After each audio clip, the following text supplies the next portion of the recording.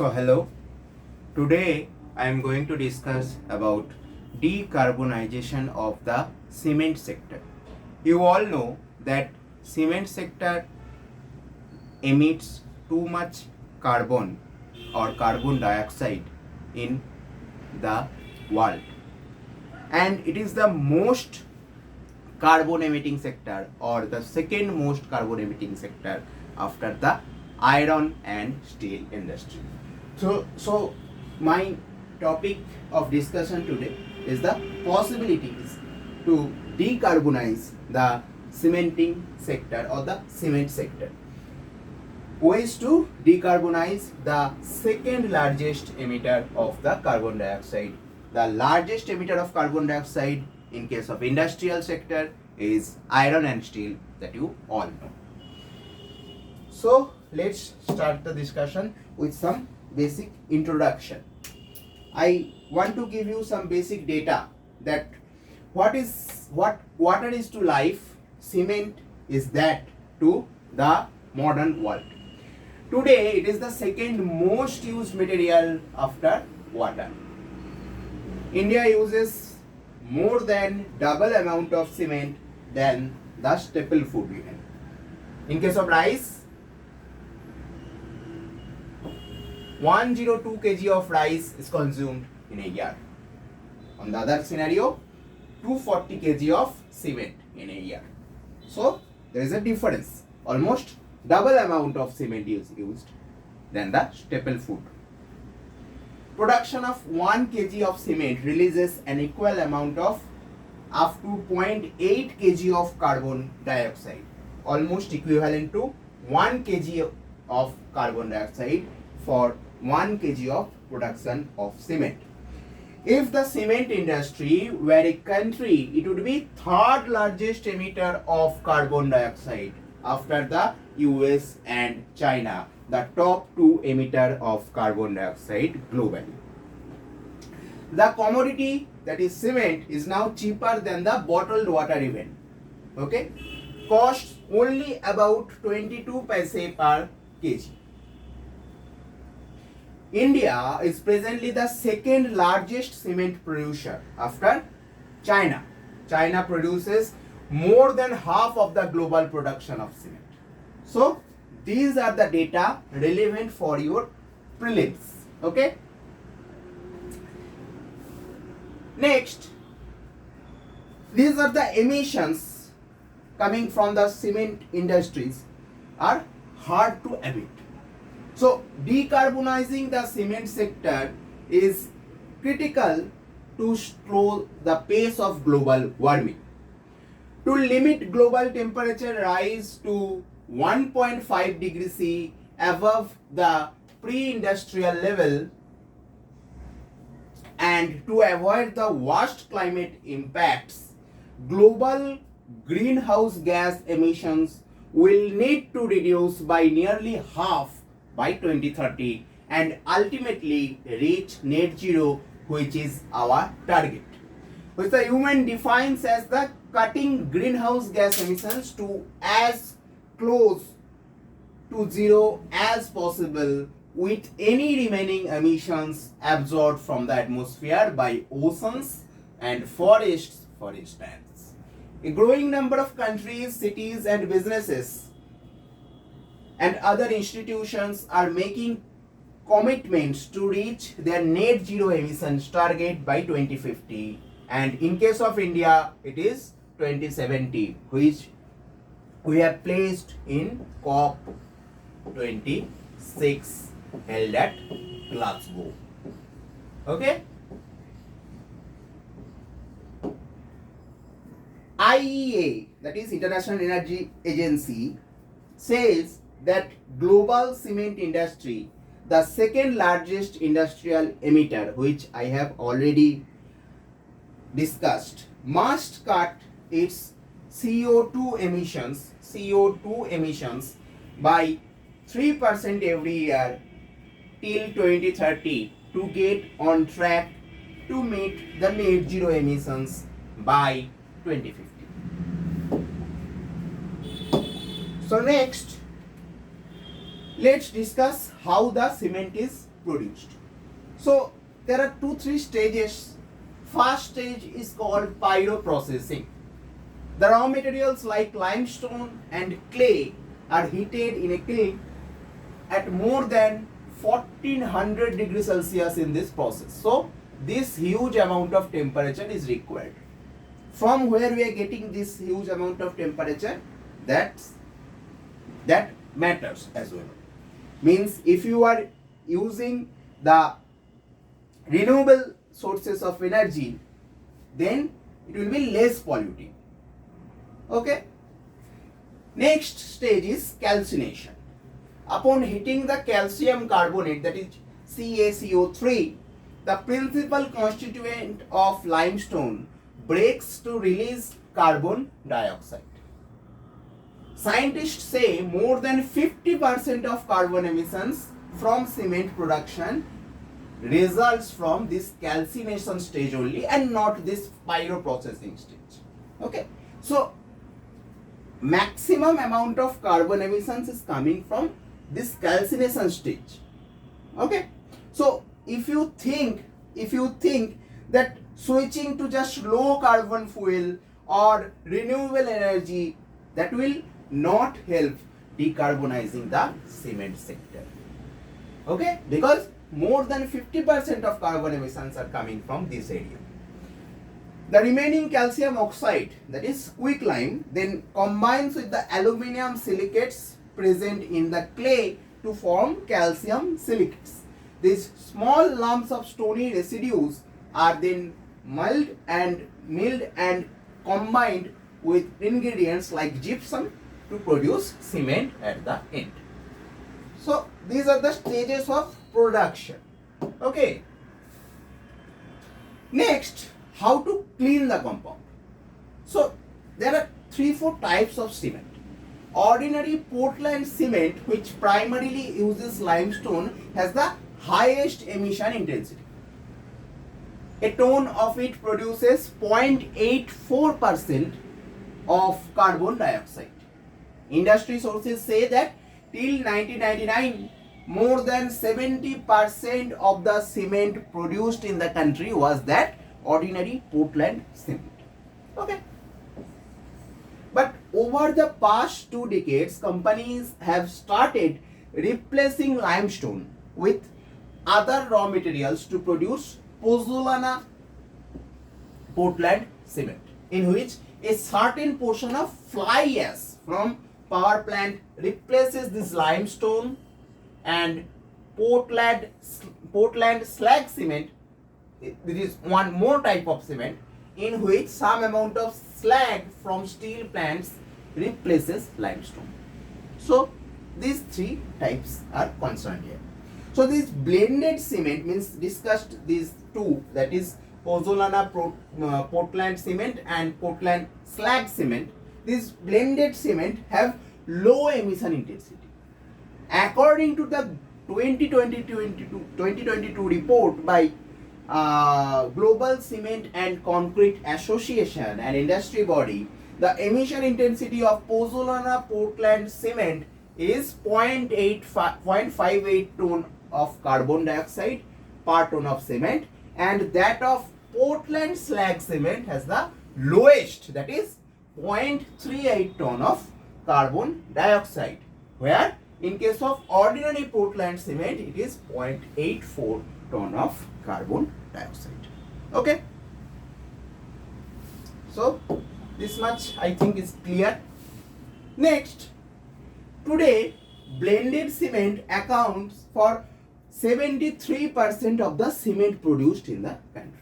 So blended cement accounts this much percentage, 73%. Pozzolana Portland cements constitute 65% of the bulk cement manufactured, whereas ordinary Portland and Portland slag cement accounts for 27% and 7% of the total production. In February 2023, the Bureau of Indian Standards has issued standards for a new cement variety called Composite cement, which is a combination of limestone, fly ash, slag and gypsum. its emission intensity is 0.41 ton of carbon dioxide. Just look at the number, 0.41 ton of carbon dioxide reduced from 0.84 tons of carbon dioxide of ordinary Portland cement. Okay, in this cement, industrial waste materials like fly ash, slag can constitute more than 60% of the raw material, substituting the limestone. A 2018 report by World Business Council for Sustainable Development, an organization of more than 200 international companies, says that a cement plant with a capacity of 1 million tons per annum, production of composite cement require 57% less raw materials, 52% less thermal energy, and 84% less electrical energy when compared to the production of ordinary Portland cement. But production of composite cement has not taken off yet and accounts for less than 1% of the total production in India, says the GCCA report. That is the Global Cement and Concrete Association report. Okay, so it's clear. As removing carbon dioxide from limestone during calcination is highly emission intensive, the more it can be substituted, means this limestone, the more it can be substituted with other raw materials, the higher will be reduction achieved in the carbon intensity of the cement. Furthermore, if the substitution is done with industrial waste materials, that means if we can use the industrial waste materials in cement productions like fly ash, like slag, it is doubly beneficial, as these would have otherwise added to environment pollution and contamination. Okay, so this is a picture which I have taken from Down to Earth magazine. So composition matters, these titles, that India currently produces these 4 types of cement whose constituents play a role in determining emissions. I have discussed those part earlier. Okay, that's 0.842 tons of emission in case of ordinary Portland cement. I have discussed all these things. Okay, so next, so 3 well-paved pathways. Okay, so 3 well-paved pathways means these are already taken, these are already considered as an approach to decarbonize the sector. Business as usual scenario. So in this scenario, cement sector continues its growth trajectory of producing 660 million tons by 2030 without improving its carbon dioxide emission factors, and with the share of different type of cement produced remaining the same. In this, carbon dioxide emissions are projected to grow almost at twice the levels of 2019-20. So, in this case, in the business as usual scenario, means the scenario, the production which is happening at the present time, if the same case is repeated till 2030, then carbon dioxide emission are projected to grow almost at the twice level that was in 2019-20. There is another pathway, that is low carbon pathway. The cement industry has been innovative in its efforts to reduce emissions by improving energy savings mechanisms and by increasing the use of alternative raw materials to substitute this limestone. As you have already seen, in the calcination stage, we are emitting more carbon dioxide. Okay, more than 50% carbon dioxide in the production of cement. So this has also increased the profitability of the industry even.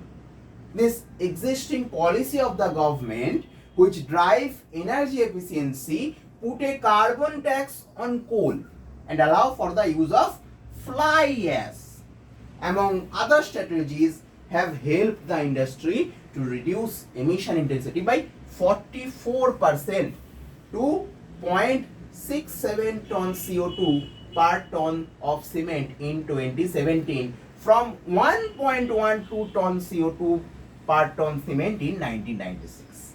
So this translates into an annual 1.9% decrease in emission intensity. Okay. Next, the third one is improved low carbon pathway.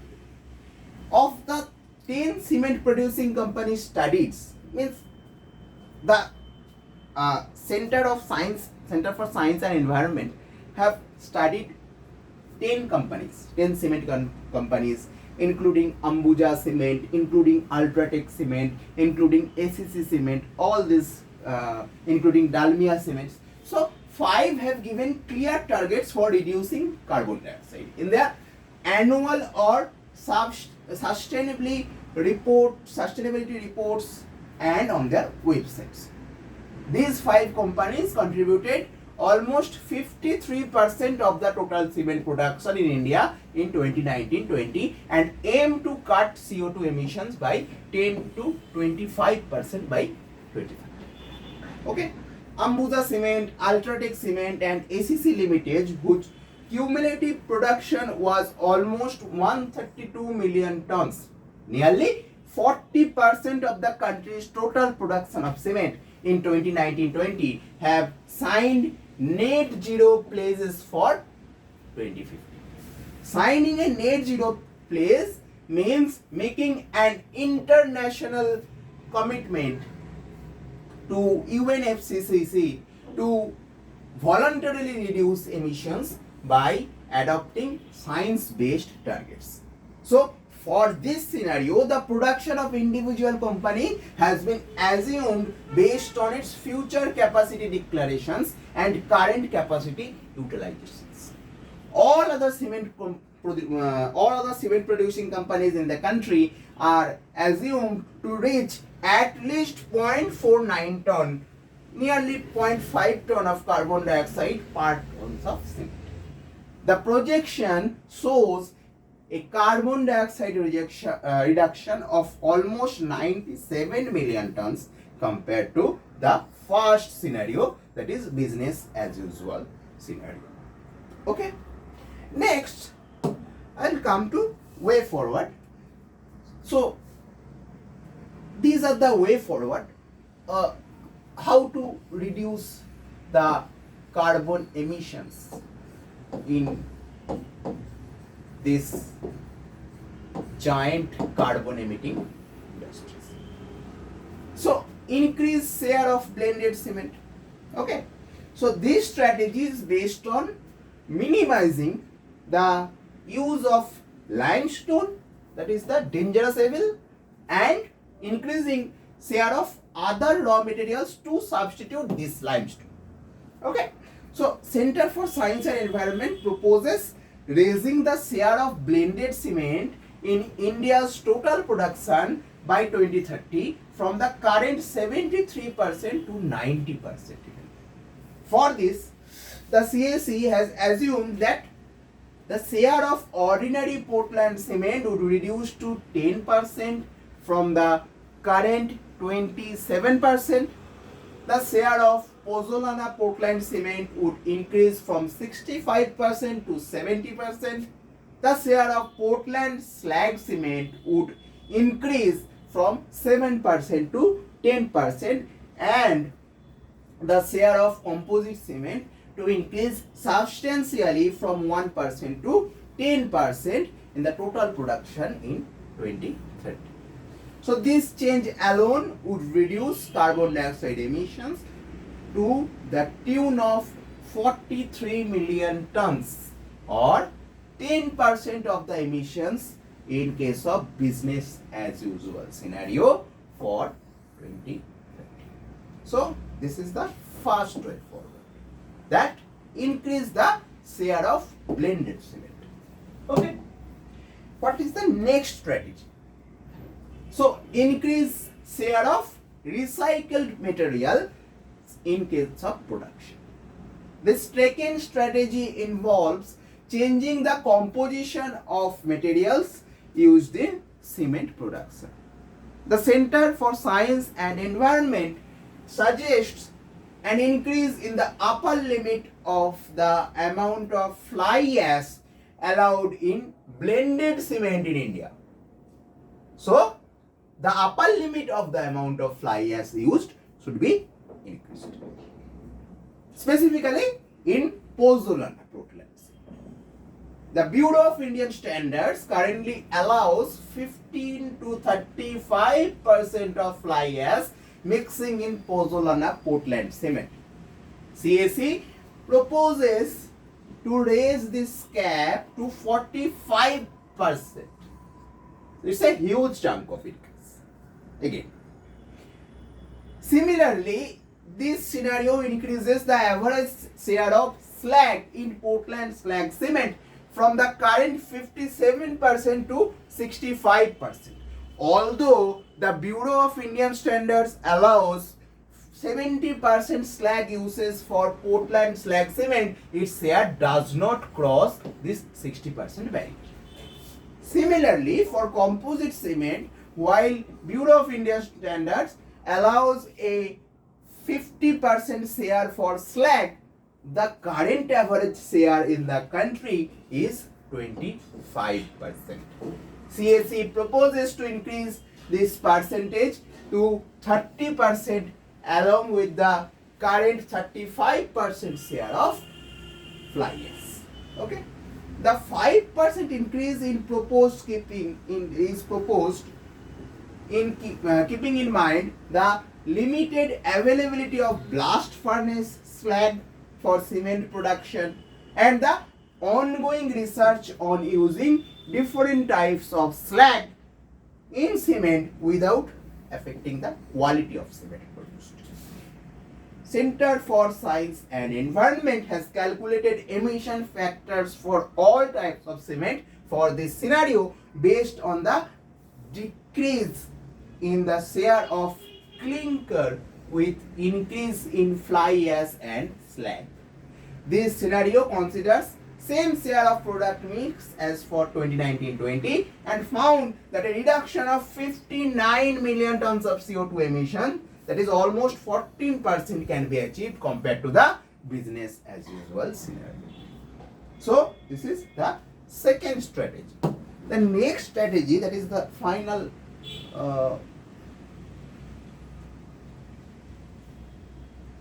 strategy of these three proposed by the Center for Science and Environment. That is the increase of using non-fossil fuels. Fuels, mostly fossil ones, account for a large part of the cement sector's CO2 emissions. After changes in the mix and materials, the CAC proposes substituting 50% of the overall fuel requirement with alternative fuels like refuse-derived fuel. Refuse-derived fuel means the industrial waste and biomass by 2030. Okay. So refuse-derived fuel means the fuels which are basically RDF it should be. So the fuels basically are not used as much, means after the refusal of fuel, whichever we collect or whichever we derive from that part of, that is called refuse-derived fuel. Industrial waste and biomass can be also used by 2030. Resultant emission factors have been calculated by reducing 50% CO2 emissions from the thermal energy requirement per ton of cement for all types of cement. Compositions of different cements and their share of production have been considered the same as for 2019 in this case. Okay, so this alone, this increased use of non-fossil fuel alone can bring a reduction of around 84 million tons of CO2, which is nearly 20% reduction of emission under the business as usual scenario. Okay. So next, combine these three strategies. Now, what if the three actions are implemented simultaneously? Means all the three strategies given by CSC, if I blend or if I combine all these three. In this scenario, blended cement will account for 90% of the production. The share of recycled materials in Pozzolana Portland cement, Portland slag cement and composite cement is increased, and 50% of fossil fuel is replaced with alternative fuels.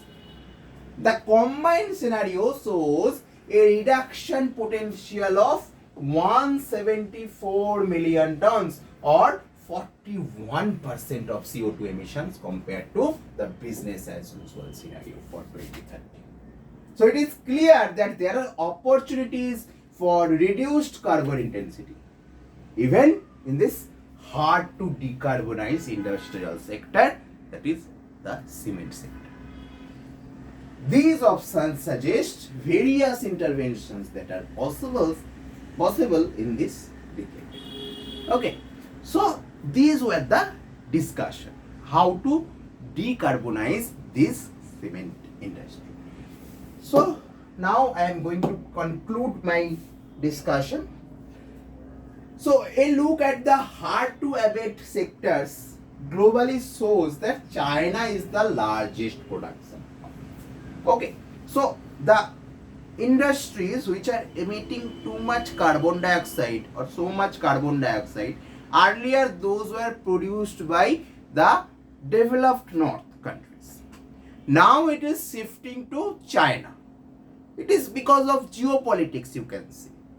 Okay, those developed north countries like European countries or US are playing, they are safe. Okay, so that's why they are replacing or they are just showing that there are no blood in their hand like this.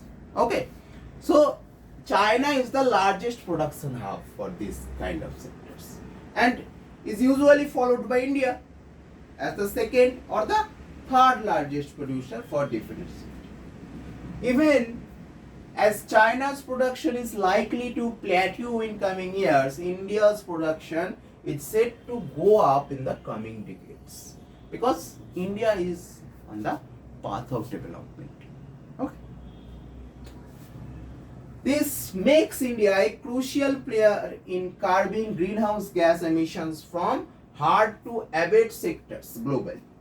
Along with India, other developing economies will also see an increase in production levels and would need to overcome the challenges faced by the hard to abate sectors. Hard to abate sectors mean those sectors in which carbon emissions cannot be reduced so easily, like steel, iron and steel industry, like this cement industry. Okay. The developed world already has technological and financial resources to transition its hard to abate industries. It now needs to fulfill promises made to help developing countries do so. The key here will be for the developed world to extend support, okay, that's they are not doing, without adding to any financial or legal burden on developing countries. So this was my discussion for today. Thank you for attending the session. Keep yourself mentally and physically fit. Bye bye.